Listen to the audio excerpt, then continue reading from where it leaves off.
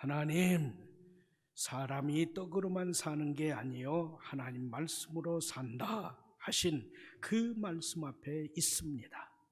오늘도 그 말씀을 주시고 주신 그 말씀으로 살게 하옵소서. 무익한 종을 불쌍히 여기시고 그 말씀의 운반 도구로 사용하여 주옵소서. 말씀이신 예수님의 이름으로 기도드립니다. 아멘. 자, 시작합니다. 저를 보시지 말고 주신 말씀 설교 전문을 보면서 같이 읽고 같이 듣고 같이 말씀을 받습니다. 몸, 마음, 생각 모두 곤고합니다. 결정하기 어렵고 그 결과가 두렵습니다. 도망치고도 싶습니다. 억지로 일어나 교회당을 찾습니다.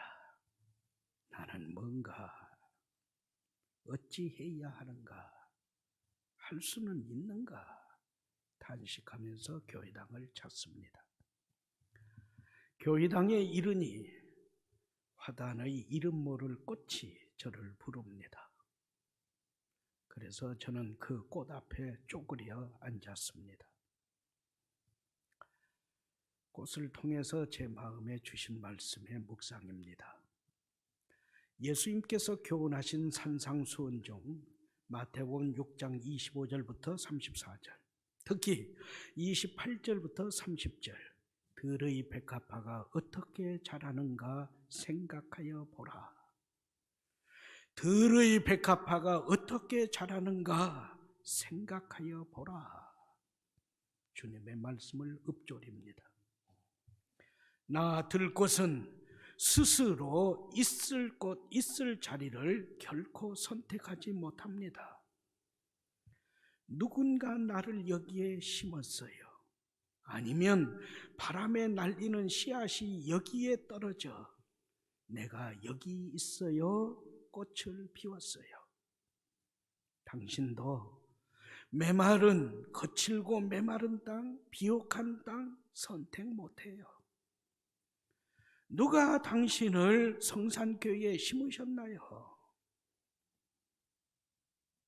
지금까지의 삶에서 얼마만큼을 당신이 만들었고 얼마만큼을 하나님의 몫은 얼마만큼입니까?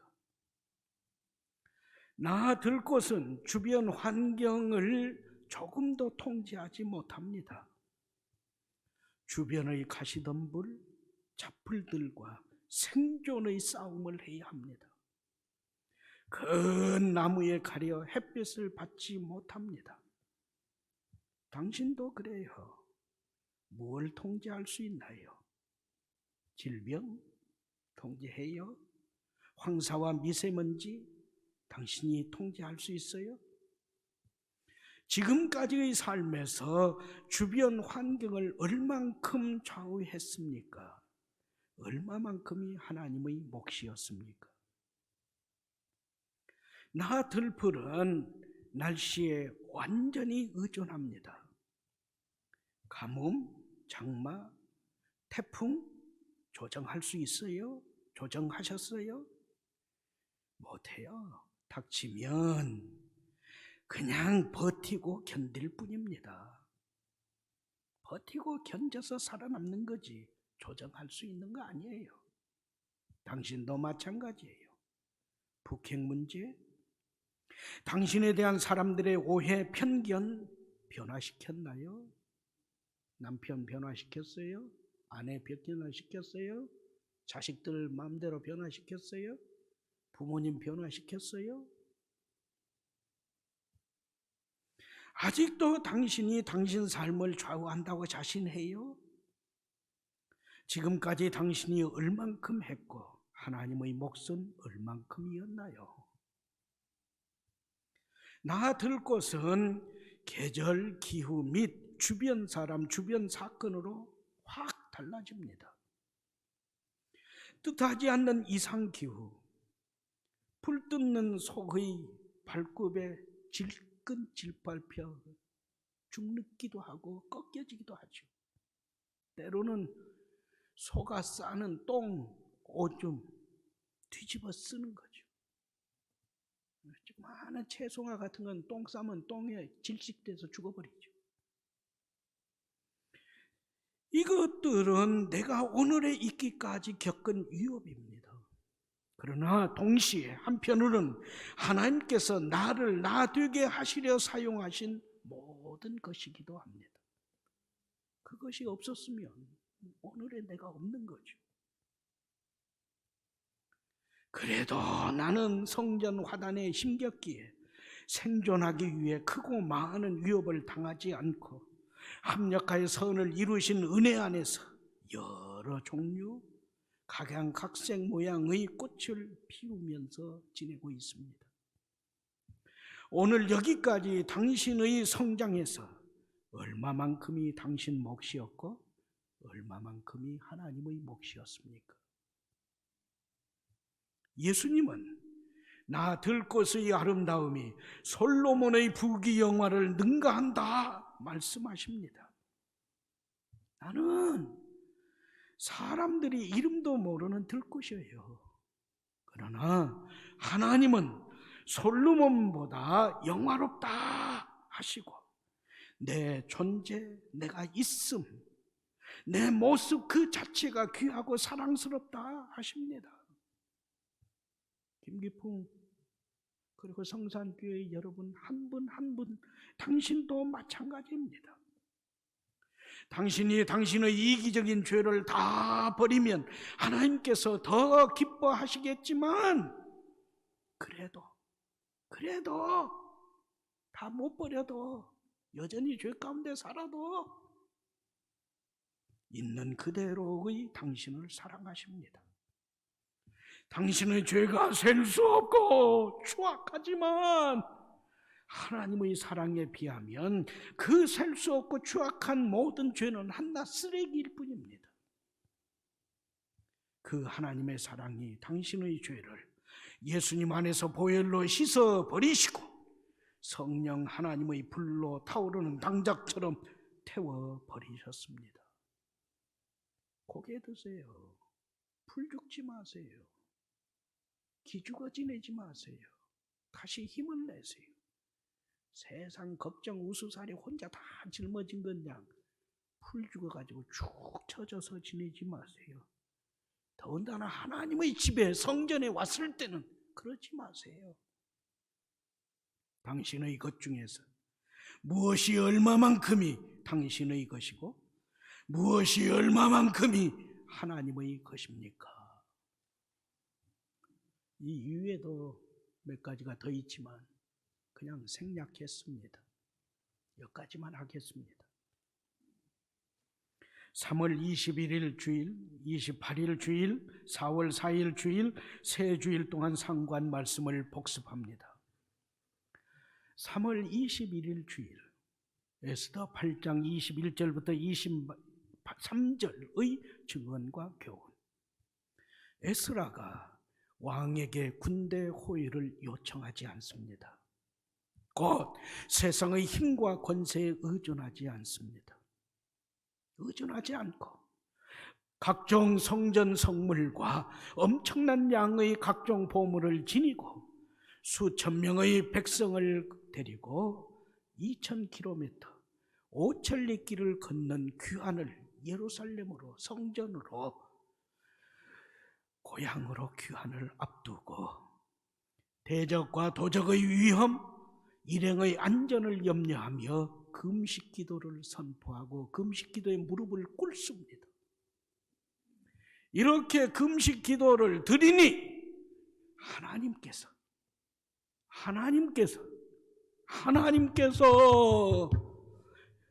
3개월 18일 138일 후 예루살렘에 평안히 귀환케 하셨습니다.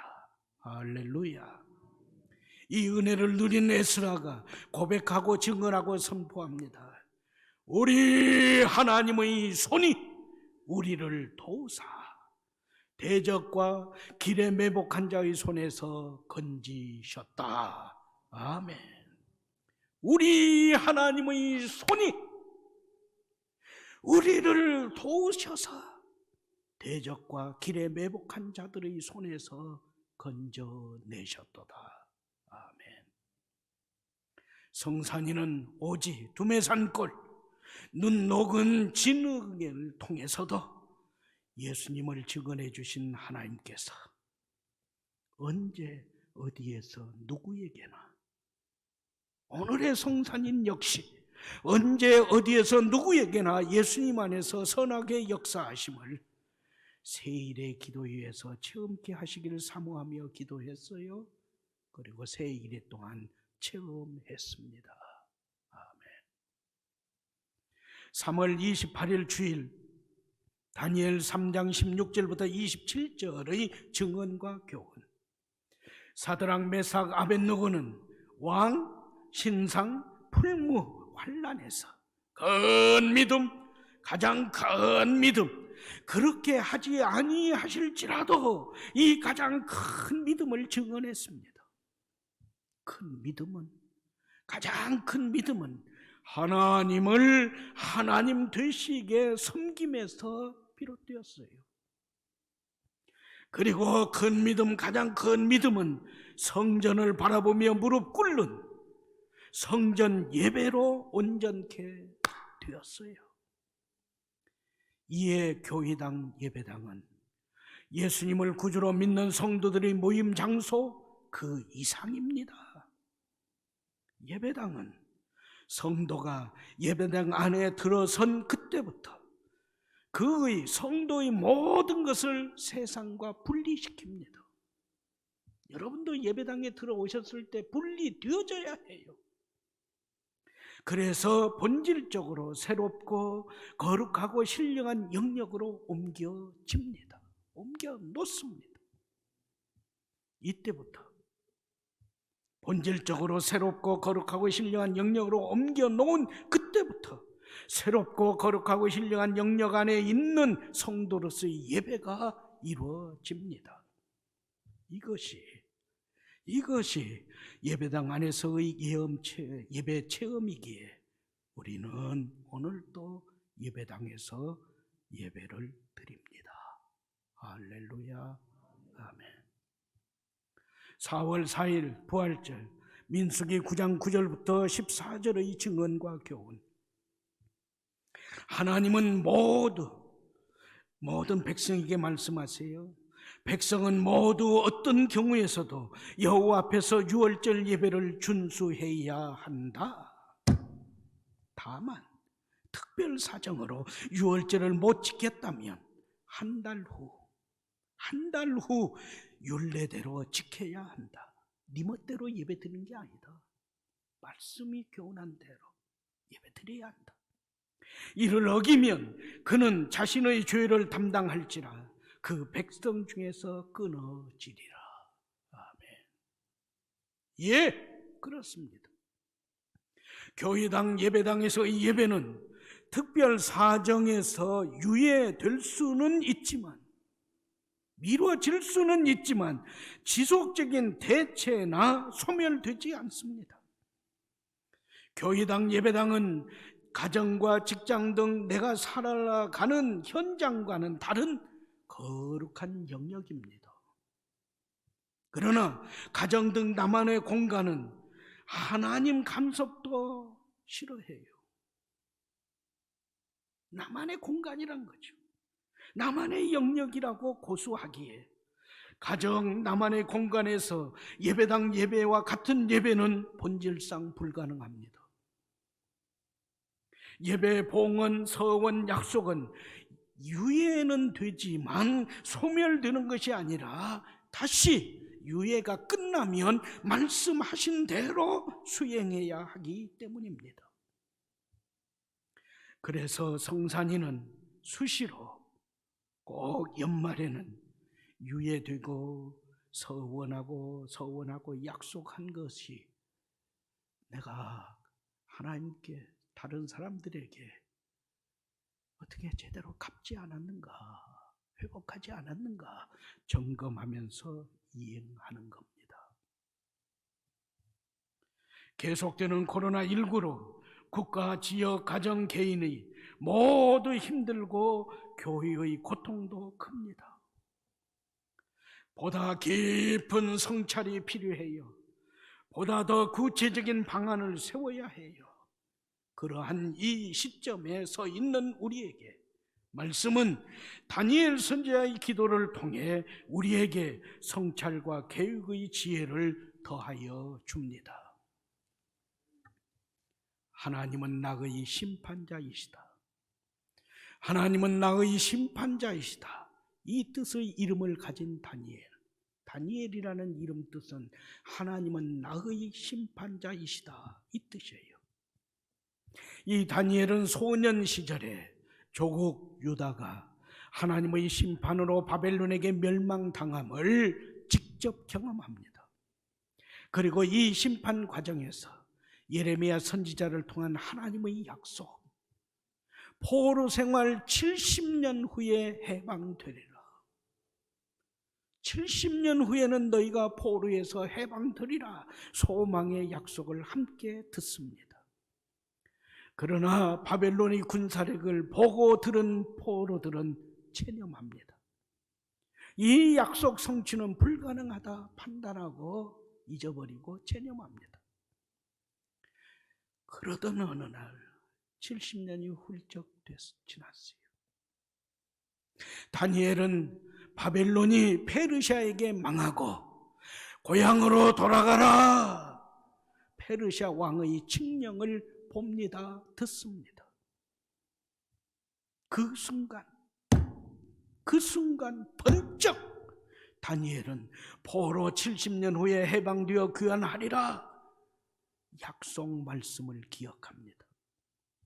그리고 그 불신했던 그 자신의 죄악을 회개하고 기도하니 곧 다니엘 9장 1절부터 19절 말씀이요, 본문 말씀 17절, 18절, 19절은 끝부분입니다.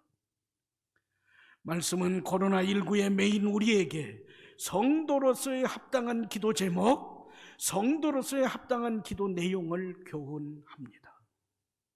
17절 말씀, 우리 하나님, 지금 하나님의 위하여 하나님의 얼굴을 황폐해진 성소에 비추시옵소서. 무너진 성전을 회복시키사 하나님께서 하나님이심을 모두 알게 하옵소서. 아멘. 엄중한 시기에서 성산 가족마다 하나님께 드리는 기도 제목, 기도 내용은 먼저 우리의 하나님과 나와의 관계를 확인하고 고백하면서 오직 하나님을 위하여, 하나님은 나보다도, 하나님은 인생보다도 우선순위임을 확증한 후에 성전 예배 회복을 위해 하나님의 얼굴을 성소에, 성전에 비춰 주시기를 간구함, 이것입니다. 앞에서 배운 바와 같이 성전, 성소, 예배당, 교회당은 가정이나 다른 장소, 특히 나만의 공간과는 다릅니다. 그래서 성도가 성전, 성소, 예배당, 교회당에 들어선 그 순간부터 세상과 분리시켜야 합니다. 훈련을 하세요. 분리시키고 분리되는 훈련을 하셔야 해요. 그래서 본질적으로 새롭고 거룩하고 신령한 영역 안에 있는 성도로서의 예배가 이루어져야 합니다. 예배 체험이 되어져야 해요. 그러면 성도는 성전에서 예배 드림으로 하나님의 임재하심, 하나님의 영광을 체험합니다. 할렐루야. 이에 성산 가족은 먼저 무너진 성전 예배를 회복시켜 주옵소서 기도하여 회복하세요. 18절, 나의 하나님, 귀를 기울여 들으시며 눈을 크게 뜨셔서 보시되 우리의 황폐해진 상황과 고통으로 신음함을 굽어 보시옵소서. 아멘. 말씀은 교훈합니다. 하나님께 내 나름의 상황, 내 나름의 실태, 내가 만들고 내가 짠 해결책 등을 제시하며 애쓰는 열정을 지금 우리는 접어둬야 할 때입니다. 오직 한 가지, 긍휼의 하나님께서 들으시고 보시기를 구하며 그냥 그대로 엎드려 있으세요. 10분이고 30분이고 1시간이고 2시간이고 그냥 엎드려 있으세요. 하나님 뭐라고 말씀하시는지. 하나님, 지금 우리나라 한국교회 저와 가정의 황폐한 상황들을 돌아보시옵소서. 무너지는 기업, 일자리 잃고 헤매는 실업자들, 한 끼 얻어먹고자 줄선 현실을 보옵소서. 부모는 이혼하고 탈선해요. 청소년들은 가출해요. 하루 자살이 40여 명 자살해요. 깨지는 가정들이 늘어나고 있어요. 성도들의 가정에서 찬양이 그쳐요. 싸움과 한숨과 탄식의 소리가 높아져요. 이것을 들으시고 보옵소서. 저의 몸은 아파요. 저의 마음의 여유는 사라졌어요. 제 믿음은 시들해졌어요. 삶 자체가 황량합니다. 하나님, 세계와 나라와 사회와 가정과 저의 황폐한 상황을 들으시고 보시옵소서. 아멘. 그대로 기도하세요. 18절 19절 주님, 17절에서는 우리 하나님, 18절에서는 나의 하나님, 19절에서는 주님, 저의 의는 전무합니다. 아무것도 없어요. 오직 하나님의 긍휼하심, 하나님의 용서하심으로 일하시옵소서. 아멘. 하나님, 제가 지은 죄가 너무 많아 감당하기 힘든 순환, 역경, 고난을 당하고 있습니다. 우리의 기도를 들으시고 보시고 용서해 주시고 일하시되 지체하지 마옵소서. 고난이 길어지면 낙심할까 두렵사오니 지금 용서하시옵고 지금 지켜주시옵소서. 회개하고 통회하는 기도를 절대 물리치지 아니하신다 약속하신 하나님 앞에서 자신의 의를 주장하며 내세우는 거짓을 버리세요. 폼 잡지 마세요. 하나님 앞에서 오직 하나님의 긍휼을 의지하고 하나님 앞에 엎드려 용서하심을 비세요. 지금 귀를 열어 들으시고 눈을 열어 보시길 울부짖어 하나님의 주님의 발걸음을 꼭 붙잡으세요. 자기 의의 누더기를 벗어내 던져버리고 용서하심과 약속대로 이행하시길 탄원 울부짖으세요. 말 못하고 못 보는 침묵이 아니라 풍랑에서 예수님을 깨운 제자들처럼 울부짖으세요.